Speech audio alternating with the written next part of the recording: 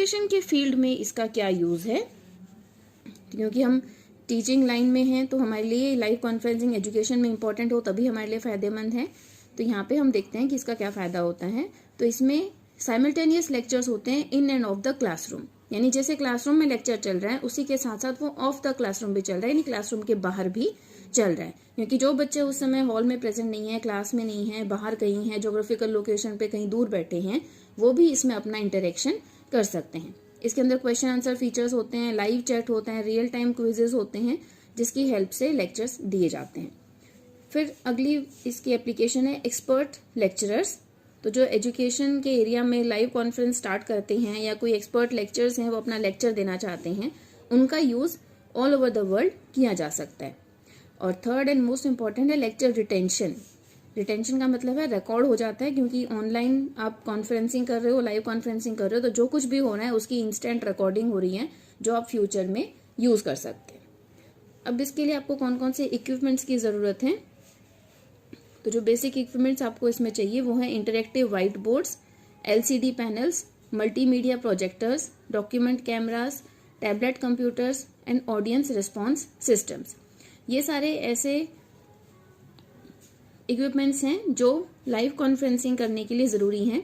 Interactive white board, क्योंकि उसके ऊपर आप जो कुछ भी लिखेंगे मार्कर से वो अवेलेबल रहेगा।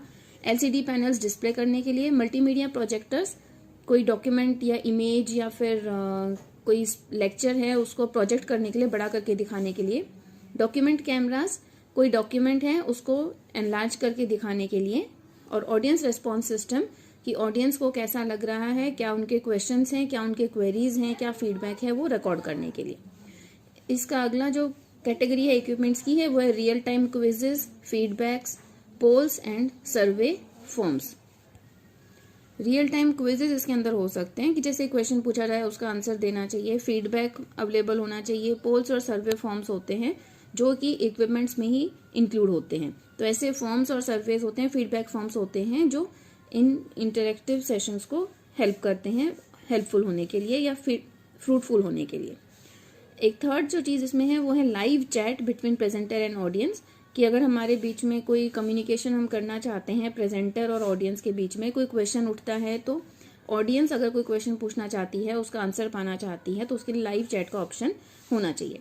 इसी तरह कुछ ऐसे पार्टिसिपेंट्स होते हैं जो कॉन्फ्रेंस का हिस्सा नहीं होते, सिर्फ व्यू करने के लिए आते हैं या ऑडियंस के तौर पर बैठे होते हैं, तो उनके लिए एक चैट रूम होता है जहाँ पे विजिटर्स अपना काम कर सकते हैं।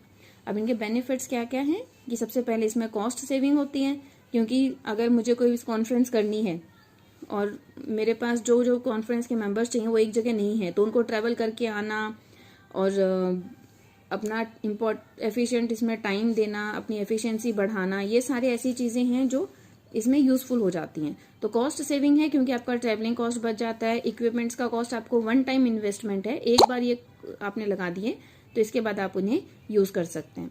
कम्युनिकेशन टाइम बढ़ जाता है क्योंकि जैसे ही क्वेश्चन पूछा जाता है उसी का आंसर रिस्पॉन्स उसी टाइम आपको मिल जाता है, तो ये रिड्यूस कम्युनिकेशन टाइम है, क्योंकि ऑनलाइन है तो तभी के तभी आपकी फीडबैक पहुंचती है और आप उसका रिस्पॉन्स मिल जाता है।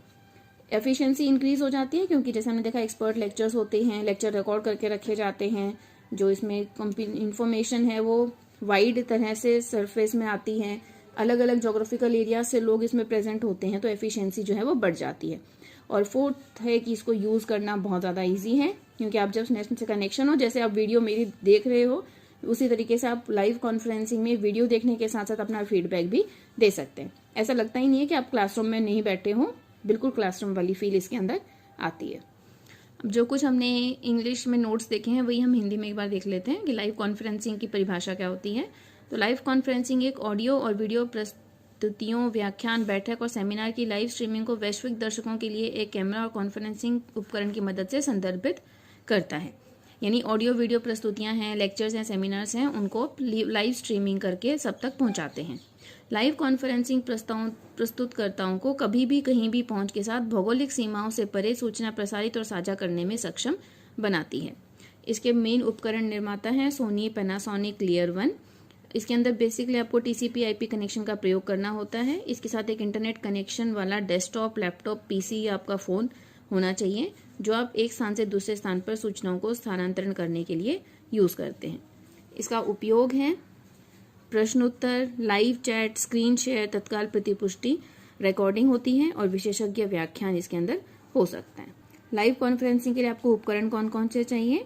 तो LCD panel, projector, camera, audience response system, interactive white boards, real time quiz, feedback, poll and survey forms और लाइव चैट की फैसिलिटी। इसका उपयोग या फायदे क्या क्या हैं?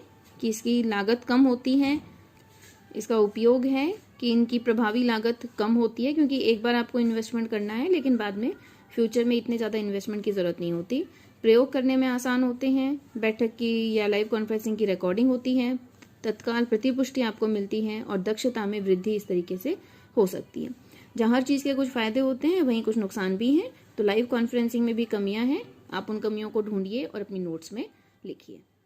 Thank you.